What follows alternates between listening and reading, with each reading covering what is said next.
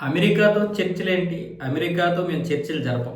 ముఖ్యంగా ట్రంప్‌తో చర్చలు జరిపే ప్రసక్తే లేదని ఇప్పుడు ఇరాన్‌కి చెందినటువంటి ఐఆర్‌జీసీ చీఫ్ హుస్సేని సలామీ అయితే స్పష్టంగా చెప్పేశాడు. మేము ఎట్టి పరిస్థితుల్లోనూ వాళ్ళతో చర్చలు జరపము.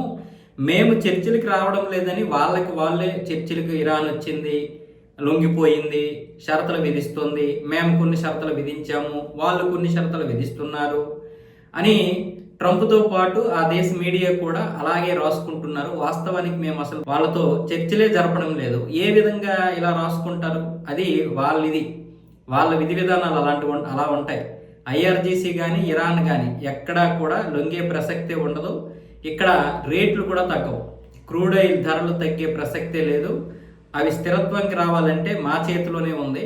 ట్రంప్ మాటలు ఎవరు వినకండి, అవన్నీ కూడా అబద్ధాలు అని ఇప్పుడు ఐఆర్‌జీసీ చీఫ్ అయితే చెప్పడం జరిగింది.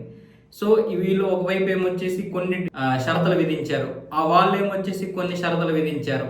అణ్వాయుధాలు తయారు చేయకూడదు, ఐఏఈఏకి ఇచ్చేయాలి, ఇంటర్నేషనల్ అటామీ ఎనర్జీ ఉంది కదా, దానికి ఇచ్చేయాలి మీ దగ్గర ఉన్నటువంటి యురేనియం శుద్ధి చేసింది, అలాగే యురేనియం తవ్వకాలు ఆపేయాలి, అలాగే మరికొన్ని ఆంక్షలు విధించారు ఇరాన్కి. ఇరాన్ కూడా కొన్ని ఆంక్షలు విధించింది. ఈ చుట్టుపక్కల ఉన్నటువంటి పశ్చిమాసియా దగ్గర ఉన్నటువంటి మొత్తం మీ యొక్క స్థావరాలు తీసేయాలి, నష్టపరిహారం ఇవ్వాలి, అలాగే ఇజ్రాయెల్ దాడులు చేయకూడదు, మీరు కూడా ఇక్కడ నుంచి వెళ్ళిపోవాలి, దీంతో పాటు హార్మోన్ జలసంధిలో మేము ఫీజులు వసూలు చేసుకుంటాం.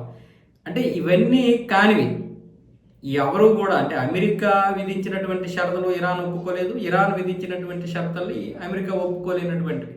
దీన్ని ఇప్పుడు ఐఆర్‌జీసీ కొట్టిపారేస్తుంది. అసలు మేము చర్చలే జరపలేదు, మళ్ళీ షరతులు అంటారు ఏంటి అని.